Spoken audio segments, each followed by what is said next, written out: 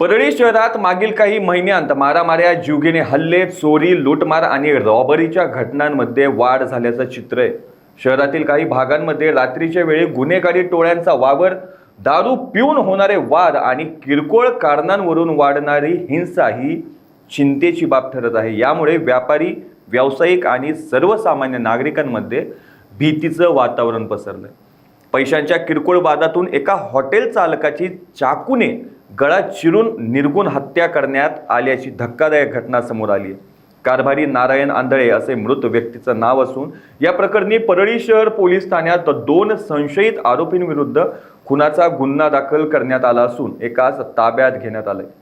दारूच्या नशेत झालेल्या वादाचं रूपांतर थेट हत्येत झाल्याने परळी परिसरात प्रचंड खळबळ उडाली आहे। मृत कारभारी आंधळे हे परळीत पवन हॉटेल चालून आपल्या कुटुंबाचा उदरनिर्वाह करत होते।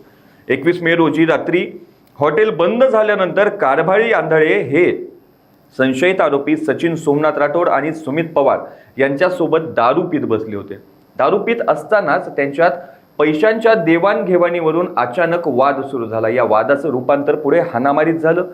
संशयित आरोपी सचिन राठोड याने कारभारी आंधळे यांना घट्ट पकडून ठेवले, तर सुमित पवार याने आपल्या जवळील धारदार चाकून कारभारी यांच्या मानेवर आणि हातावर सपासप वार केले। या प्राणघातक हल्ल्यात गंभीर जखमी झालेले कारभारी आंधळे रक्ताच्या थारोळ्यात जमिनीवर कोसळले। घटना घडल्यानंतर संशयित आरोपी सचिन राठोड यानेच कारभारी आंधळे यांच्या लहान मुलाला फोन करून तुमचे वडील जखमी अवस्थेत पडले असल्याची माहिती दिली। घटनेची माहिती मिळताच मृताचा मोठा मुलगा ओमकेश आंधळे आणि नातेवाईक तातडीने परळी येथील अरुणोदय मार्केट लाईन परिसरातील मोकळ्या जागेत धावले। तेथे कारभारी आंधळे हे निपचित पडलेले आढळून आले।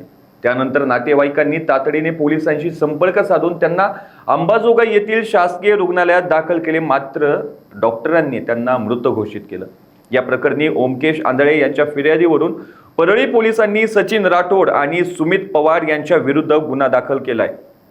पोलिसांनी सचिन राठोड यास ताब्यात घेतलं असून सुमित पवार हा फरार झालाय। पुढील तपास आता पोलीस करत आहेत। अशाच ताज्या अपडेट्ससाठी लोकाच्या टीव्हीला सबस्क्राईब करा आणि लाईक करायला विसरू नका।